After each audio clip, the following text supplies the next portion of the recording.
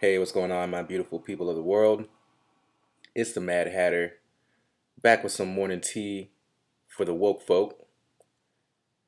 The time is 3:09. It is February 12th, 2017, and I want to bring to your attention new evidence on the Emmett Till murder, on that case. So, in this new book called The Blood of Emmett Till by Tim Tyson, he was able to find Carolyn Bryant Donham, who was the woman who lied to the FBI, lied under oath while testifying as a witness. She lied about Emmett Till touching her and saying all these things, which obviously most of us know, which led to the violent and cruel and unusual and perverted and inhumane killing of young Emmett Till at the time. A little bit more background. So there's this story. I want to kind of base this on this article that made its appearance in the USA Today from the local Jackson, Mississippi paper, the Clarion Ledger. And there is a cousin of Emmett Till who is also the board of the Emmett Till Legacy Foundation, and she actually praised Donham, this woman who is who led and who was the catalyst to the death of Emmett Till. Especially, there's this thing. I'm a firm believer in people understand what they're doing for the most part. We're conscious human beings. We might, hide some of our thoughts or, protect ourselves from some of the harsher thoughts. But I think that for the most part, we know what we're doing. And this woman, I believe she knew what she was doing. Um, there's this perception that, you know, women, I guess we should take it a little bit easier on women, especially white women. But I think that she knew the power of being a white woman, and she knew that if she said a black man or a black boy was trying to rape her or aggressively attack her, she knew what that would lead to.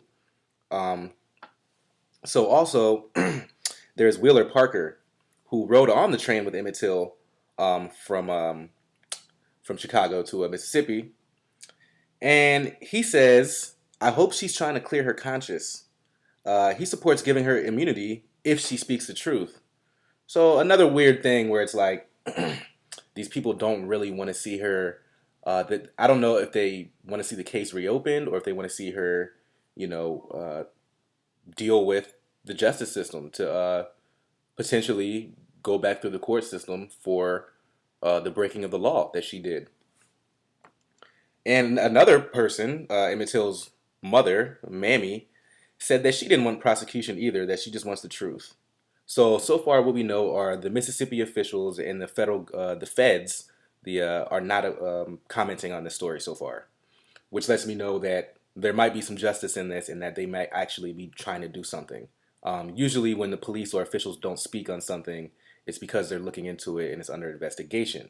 Now, the reason why I say this is under investigation because I believe in 1988 there was and I'll link the article in here and you guys can get the specifics, but there was a Ku Klux member who came out with he spoke about some crimes that he committed in a book, but the book was not supposed to be released until after his death. However, the feds got a hold of that book and they actually charged him and they put him in life in prison. So, what it seems like is that same thing could happen to Miss Donham, but there is a lot of push to kind of keep her secret. My thing is like, why is she? We don't know where she is. We don't know much about her. They're keeping everything about her secret. I mean, this woman broke the law. She was responsible for a heinous murder. So she wasn't solely responsible for it. But if you lie on the court like that, you lie because you know what's up. So you definitely deserve some form of punishment. Now, there's a lot of people going out of their way to protect this woman, but my thing is like, if you are a law and order individual, and if you are an individual who believes that black people who burn down, a store in an inner city deserve the fullest extent to the law, then you should believe in the same thing about this woman. But my guess is that you probably won't believe that way. Um, so again, at this point in time, she's an old white woman. We kind of feel sorry for her. I'm sure if they came out with pictures, she'd be in a cane and looking very gentle and meager. But my thing is like, fuck her. I don't give a fuck.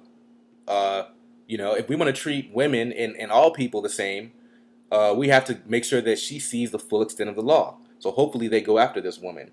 The Jews went after the Nazis. It didn't matter what the time was, the statute of limitation. They still went after them.